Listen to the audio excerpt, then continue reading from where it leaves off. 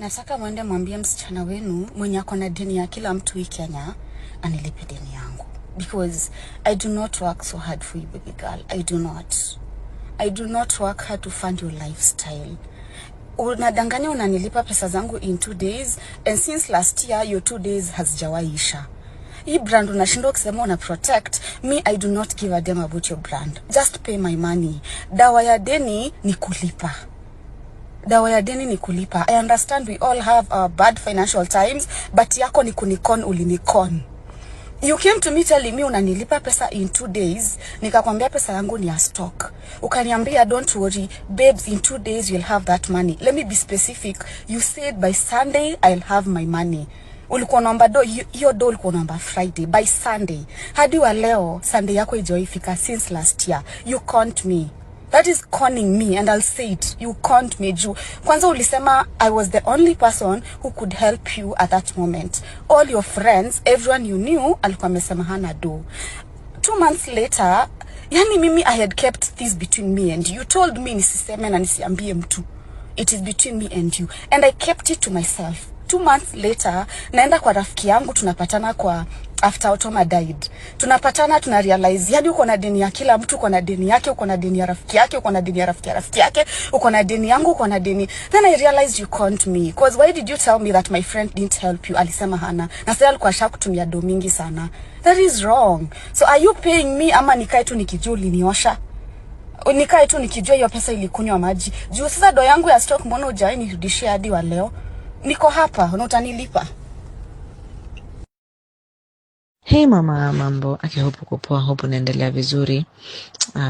Aki need your help. Aki this is weird, lakini ukiona nimekufikia jua yani nimekwama. It happens. We human beings, sometimes we get to this point. There's a whole long story behind it. I'll tell you the nitty-gritties or the details later in case you're interested. But nataka unipatie loan. Nataka unipatie loan ya pesa nyingi sana.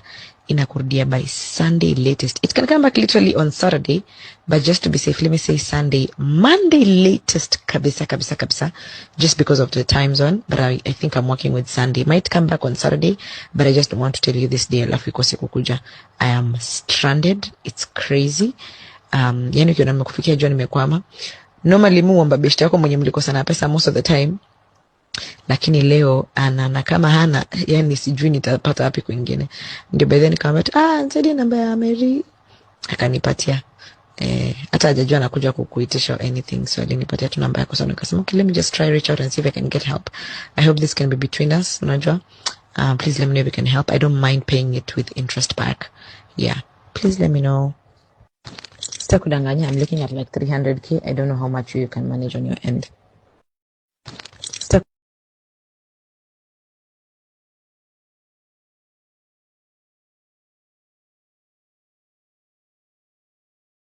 He, azada hata unaona kukutetea inakuwa ngumu. Kukutetea inakuwa ngumu. Hata wewe unaona hivyo. Guys, mmesikia? Ati alikopa Mary Musyoka pesa, amekataa kulipa. Alikopa Hana Benta, amekataa kulipa. Lekoze hiyo ya Mary Musyoka mpaka iko na voice notes. Na unasikia tu kabisa hiyo ni sauti ya Az. Sasa hiyo anaomba pesa akiwa London. Anasema ati amekwama. Ati ukiona nimefika kwako, enyewe ujue nimekwama kabisa. Like aliomba namba ya mtu hawajaiongea na yeye ndio amuombe pesa. Na guys, sijui kama mnaweza kumbuka a while back senye Denry walitoa hiyo Denry X Aziad, hiyo bag ya Aziad. Aziad alisemaga watu wafanye challenge na wimbo fulani. Ilikuwa wimbo ya nani? Siwezi kumbuka wimbo ilikuwa ya nani, but ilikuwa challenge na wimbo, and then they get creative na hiyo logo yake ya hiyo match. So there is this creator anaitwa Sunshine BM. I don't know if you know her. Akafanyanga and she did very good. Akakuwa ndio number 1. So kulikuwa na cash prizes to be won. Number 1 alikuwa anapatia 20,000. Hiyo nakumbuka, sijui wengine walikuwa anapatia ngapi, but Sunshine BM akakuwa ni yeye number 1. And these people were to be gifted kwa launch ya Denry, I guess ya hiyo bag. Walikuwa wapatia hiyo pesa na hiyo bag. I think so, sikumbuki vizuri. So wameenda kwa hiyo launch. Azad yako very busy, sijui anafanya nini, and they end up not getting paid. Later wanajaribu mpaka ku DM Azad, hawajibu. So I think ni ngumu. Bunge, ladies and gentlemen, welcome back to BAV. This is Bunge Audio Visual. So you've watched the videos, and I think it's good if you get to discuss about whatever happened to our opposition leader, that is like Raila Amolo Odinga, a few days ago after he lost the AUC, that's the African Union Commission elections. And the reason as to why I actually came up with this particular episode is because I would like us to give us, I'd like to give a breakdown, or rather a glimpse of what actually transpired, and some of the main reasons, or rather the main factors that were overlooked, but ultimately led to Raila Odinga's defeat in the AUC elections. So I'm going to talk about the regional politics. So this I'm just going to give you quite a number of factors that actually led, that actually contributed greatly towards Raila's defeat in the AUC elections. So by begin, factor number one was the regional politics and the Francophone influence. So you need to understand that most of the countries that actually made the Djibouti candidate to be able to be victorious in that kind of election is because the AU has historically been influenced by Francophone countries. And when I talk about the Francophone countries, I'm trying to mean the countries that actually these are countries that are where French is actually an official language. You get countries. These countries include those in Africa and those on those mostly in West Africa and a bit and Central Africa. And example of some of the example of the countries I'm talking about include Guinea. We've got also Cameroon, we've got Togo, we've got Senegal, we've got Burkina Faso, Cote d'Ivoire, and so many other countries. I don't want to mention majority of them. And you also need to understand that majority of the countries that I've just mentioned actually fall under the categories, the trading block of ECOWAS, that is the Economic Community of West African States. Remember, Kenya only falls in the East African community. You get, yeah, and COMESA. But for countries that fall under the Economic Community of West African States, that is ECOWAS, they actually had to gang up and vote as a bloc to ensure that their favorite, their preferred candidate was actually the one who was supposed to carry the day, because you are also able to see Raila Odinga was able to garner quite a number of votes in the first and second round, but ultimately alikuja akatupwa nje ya race. And I've said the first reason is the regional politics and the Francophone influence. So it means that majority of the countries, of the Francophone countries, actually voted in support of the Djibouti candidate. Then number two, we also need to ensure to remember that there was some sort of split, the East African community split and Rwanda strategy, because the East African community was expected to back Raila, but it reached some point Rwanda fielded its own candidate. Earlier on, there is a candidate by the name Donald Kabureka. So this idea of splitting the regional vote actually weakened Raila's chance of winning significantly, because it could have reached a point if I told Raila was the only candidate who had emerged from the East African community. It means that Rwanda's vote could actually be on Raila's side, but it's so unfortunate that Rwanda's vote never actually counted. We've got also a guy like Samia Suluhu. Samia Suluhu is the president of Tanzania.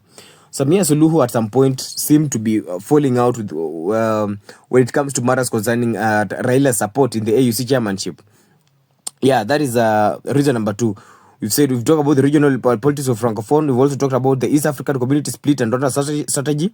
Then number three, you also need to remember that there was weak support from Kenya's government.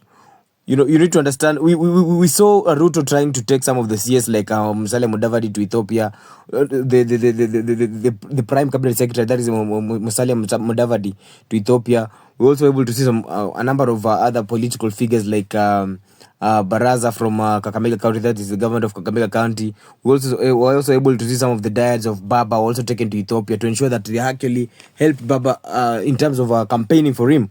But the kind of campaign that was conducted in Ethiopia, in Addis Ababa, wasn't as expected, because while President Ruto actually backed Raila publicly, there were concerns that Kenya didn't lobby strongly enough for his bid, and some believe that the internal Kenyan politics may have affected the level of commitment that the government of Kenya had towards supporting their candidate, that is Raila Amolo Odinga, in securing that AUC position.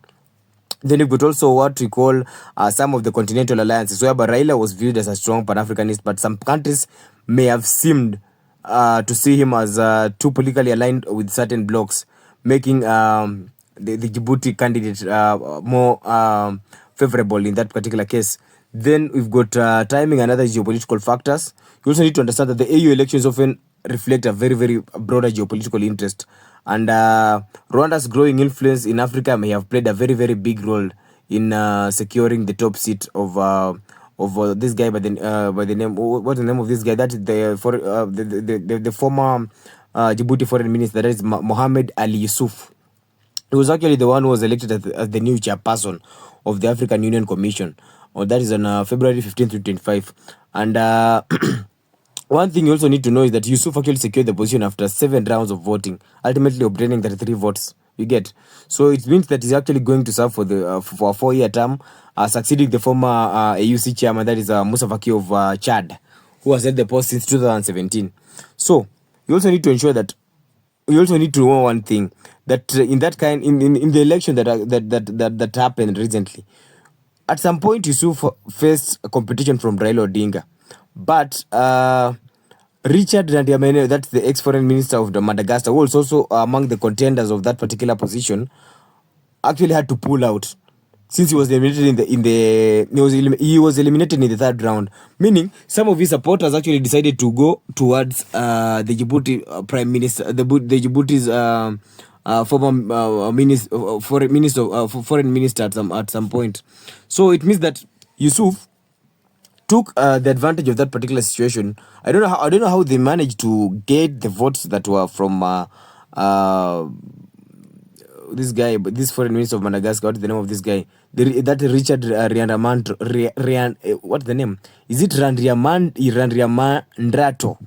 Who was the who was the ex-foreign minister of Madagascar. So it means that some of the votes that were earlier on from his side were able to be directed towards Djibouti's the name of this guy, Yusuf, Mohamed Ali Yusuf's side, and that is actually is the reason behind and that's what led to Raila's defeat ultimately. So I don't know what's your take, because tomorrow quite a number of reactions. Most of the people want to try to explain to more about Raila's defeat. And if I just go through one of the first video, we was able to see a guy by the name Steve Mbogo predicting Raila Odinga's AU defeat. Like the same card they played is the same card they played in the AUC elections, is the same card they played back then with the former president, that is Uhuru Muigai Kenyatta, while trying to come up with the BBI, that's the Building Bridges Initiative, during Uhuru's era. Then you also saw the second video whereby Tony Mpole, the guy by the name Tony Mpole, was saying that his country is created in a very, very different way, and he was wondering why most of the Kenyans were actually rallying, were actually praying hard that Raila doesn't come out, or rather emerges as a winner in that kind of election of the AUC chairmanship. While in the other countries, most of the countries actually supported their candidates. But it's so unfortunate that a country like Kenya, wasi wengi walikuwa wanataka sana msewa asipite, asikuable kufika to those, asikuable ku attain that kind of a position. Then we also saw another video by Peter Salasya, that is the member of parliament of Mumia Assist, alikuwa na react towards Baba's defeat, akisema that Baba alichezwa.